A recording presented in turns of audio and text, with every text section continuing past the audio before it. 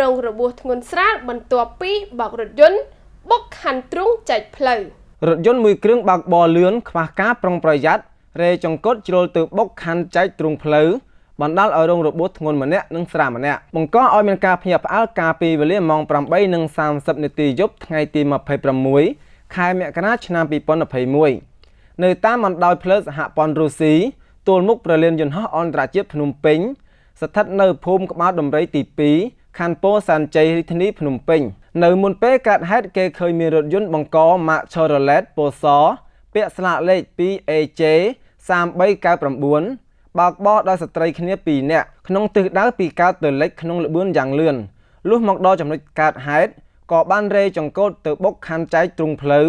បណ្ដាលឲ្យរងរបួសធ្ងន់តែកង់ចំណែកអ្នករួមដំណើររងរបួសស្រាល